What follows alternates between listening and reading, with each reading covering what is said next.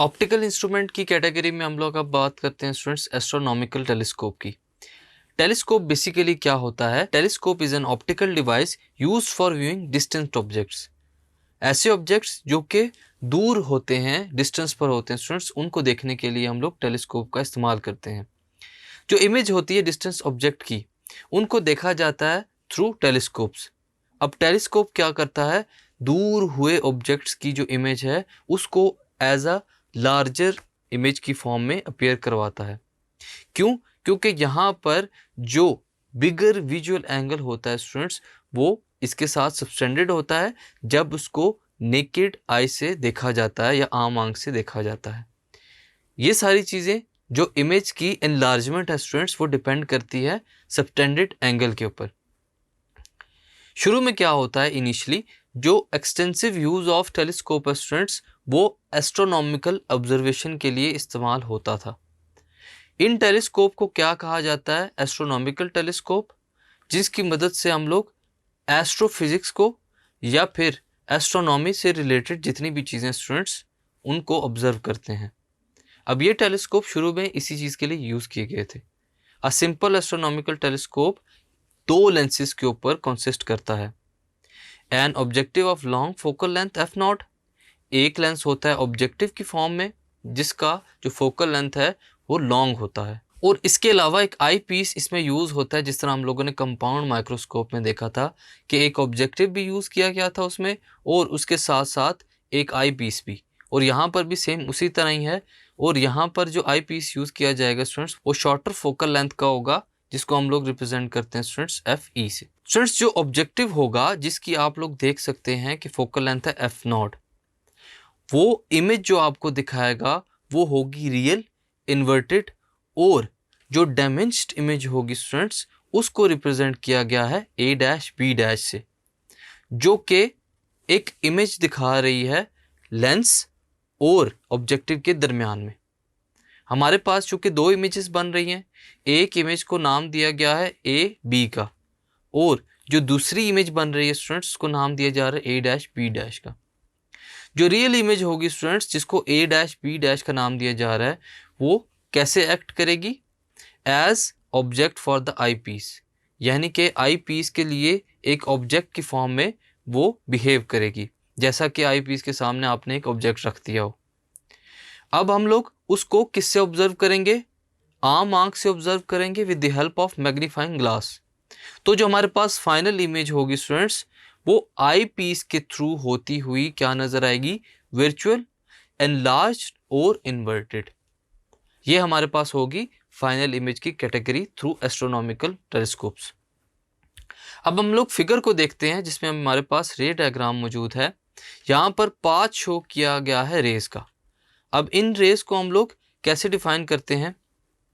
When a very distant object is viewed, students हम लोग देखते हैं कि एक दूर दराज मुकाम के ऊपर एक ऑब्जेक्ट है। अगर हम लोग उसको ऑब्जर्व करना चाहते हैं, देखना चाहते हैं, तो जो उस ऑब्जेक्ट से रेज ऑफ लाइट निकल रही हैं वो किसी भी पॉइंट पर आकर रुक सकती हैं, पहुंच सकती हैं टेलीस्कोप के, और उनको किस तरह कंसीडर किया जाता है? Considered as parallel lines. अब इन दीज पैरेलल रेज को स्टूडेंट्स कन्वर्ज किया जाता है ऑब्जेक्टिव के अंदर। जो ऑब्जेक्टिव है, जो पहला जो इम्पोर्टेंट है आपके पास लेंस टेलीस्कोप का, वो क्या करता है स्टूडेंट्स? रियल इमेज बनाने के लिए इन पैरेलल लाइंस को कन्वर्ज करता है, जैसा कि आप लोग डायग्राम में देख सकते हैं। और जो आपके पास कन्वर्ज्ड इमेज होती है स्टूडेंट्स फोकस पॉइंट के ऊपर, वो डिफाइन की गई है ए डैश बी डैश से। अगर हम लोग ये चाहते हैं कि जो फाइनल इमेज है, जो कि आई पीस से भी जिसका रिफ्लेक्शन गुजर के आगे हमें फर्दर उसकी इमेज मिलती है, अगर हम लोग चाहते हैं कि वो विदाउट एनी स्ट्रेन हो, यानी कि वो आँख के ऊपर किसी किस्म का जो बुरा असर है वो ना डाले, तो जो आई पीस है स्टूडेंट्स उसको ऐसे रखा जाता है कि जो ए डैश बी डैश इमेज बन रही है स्टूडेंट्स, वो उस आई पीस के फोकस लेंथ के ऊपर हो या फोकस पॉइंट के ऊपर हो, ताकि वो जो इमेज है वो कोई स्ट्रेन प्रोड्यूस ना कर सके।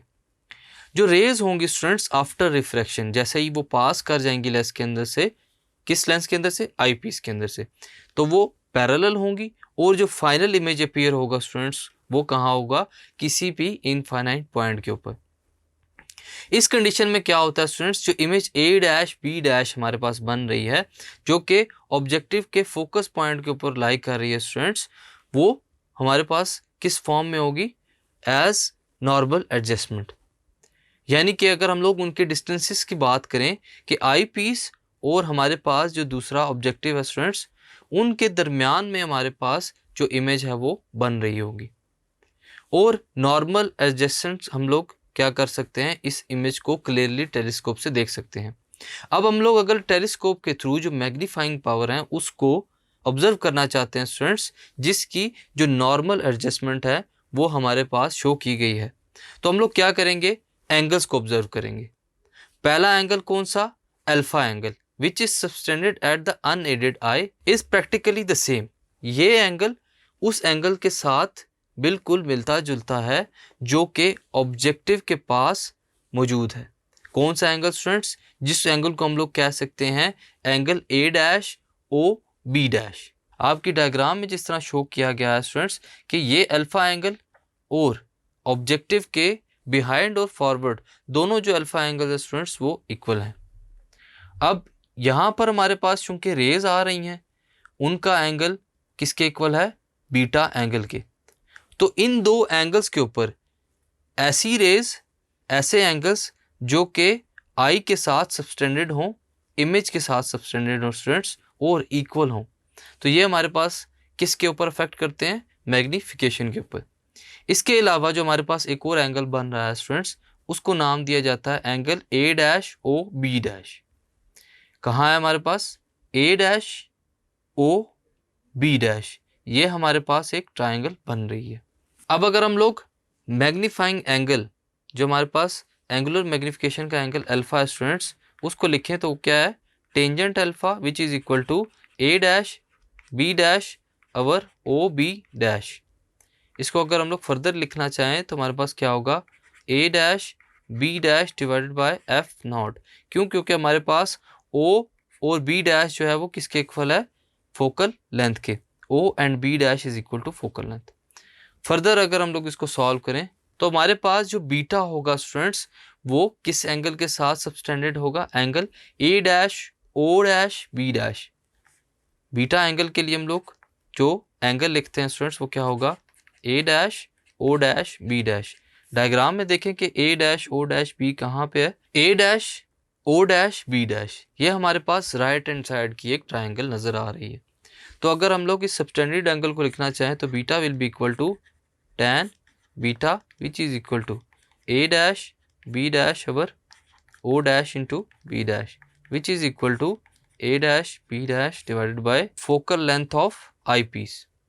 फर्दर अगर हम लोग यहाँ से मैग्नीफाइंग पावर को लिखना चाहें टेलीस्कोप की तो वो क्या होगी, m is equal to beta over alpha, दोनों एंगल्स की रेशो जो किसके इक्वल है, A dash B dash divided by F not divided by A dash B dash divided by F of E.